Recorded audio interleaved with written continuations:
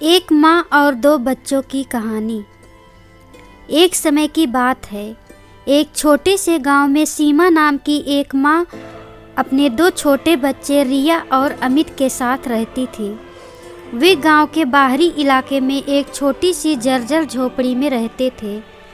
सीमा ने अपने बच्चों का भरण पोषण करने की पूरी कोशिश की, लेकिन गुजारा करने के लिए उसे लगातार बहुत संघर्ष करना पड़ा। सीमा एक मेहनती और दृढ़ निश्चयी महिला थी। वह हर दिन सूर्योदय से पहले उठती थी और दर्जी का काम करने के लिए कई मील पैदल चलकर दूसरे गांव जाती थी। वह ग्रामीणों के लिए कपड़े सिलती थी, जिससे उसे अपने परिवार का भरण पोषण करने के लिए बहुत कम आय होती थी। लंबे और घंटों थका देने वाले काम के बावजूद उसने इसे मुस्कुराहट के साथ किया, क्योंकि वह जानती थी कि उसके बच्चे उसी पर निर्भर हैं। रिया और अमित अपनी उम्र से कहीं अधिक बुद्धिमान थे। वे अपनी माँ के दर्द और कठिनाइयों को अच्छी तरह समझते थे। भले ही वे बच्चे थे, लेकिन यथासंभव अपनी माँ की मदद करते थे। ठंडी का समय था। सीमा अपनी झोपड़ी को गर्म रखने के लिए जलाऊ लकड़ी लाती थी और रिया घर के कामों में अपनी माँ की मदद करती थी। गांव विशेष रूप से कठोर और कड़क सर्दी की चपेट में था। सीमा की हालत और भी चुनौतीपूर्ण हो गई। सीमा को अब काम भी मिलना बंद हो गया। अब तो भोजन भर के लिए भी पैसे नहीं जुट पा रहा था। परिवार की स्थिति बहुत ही गंभीर हो गई। सीमा बहुत ही परेशान हो गई। भोजन के लिए बंदोबस्त कहाँ से करे? अपने माँ की चिंता को देखते हुए रिया और अमित ने उनकी मदद के लिए कुछ विशेष करने का फैसला किया।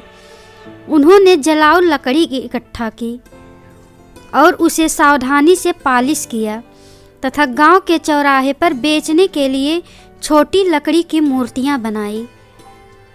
रिया चित्रकला में बहुत ही निपुण थी और वह प्रत्येक मूर्ति पर सुंदर डिजाइन बनाती थी और उसको बेचने के लिए चौराहे पर ले गई। बच्चों के प्रयास और मूर्तियों की सुंदरता से ग्रामीण प्रभावित हुए और बहुत सारे लोगों ने उनकी मूर्तियों को पसंद किया और खरीदा भी, जिससे वे दोनों बहुत खुश हो गए।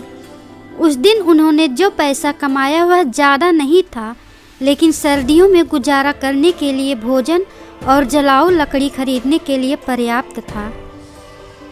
घर जाकर जब उन्होंने अपनी माँ को यह पैसे दिखाए तो उसकी माँ की आंखें खुशी से चमक उठी। उसे अपने बच्चों पर बहुत प्यार आया तथा खुशी भी कि आज मेरे बच्चे इतने बड़े हो गए हैं कि उन्होंने आज मेरे लिए खाने की व्यवस्था की। उन दोनों बच्चों की कलाकृतियों की चर्चा पूरे गांव में फैल गई। साथ ही साथ उनका व्यवसाय भी धीरे धीरे चलने लगा। लोग उन्हें छोटी मोटी नौकरियां देने लगे, जिससे उनका छोटा मोटा व्यवसाय फलने फूलने लगा। धीरे धीरे उनके जीवन में सुधार हुआ और वे अपने और अपनी माँ की सारी ज़रूरत को पूरा करने में सक्षम हो गए। सीमा ने अपने बच्चों की समझदारी और सहयोग के देखा। उसने भगवान को कोटि कोटि धन्यवाद दिया इतने सुशील और समझदार बच्चे देने के लिए। सीख: इस कहानी से हमें यह शिक्षा मिलती है कि अगर परिवार समझदार हो और बच्चों को अच्छी शिक्षा दी गई हो तो कितनी भी मुश्किल की घड़ी आ जाए, सब आसानी से पार हो जाएगा। नमस्कार दोस्तों, अगर मेरी वीडियो आप लोगों को थोड़ा भी हेल्पफुल लगे तो कृपया मेरी वीडियो को लाइक, शेयर तथा चैनल को सब्सक्राइब जरूर करें। Thanks for watching friends.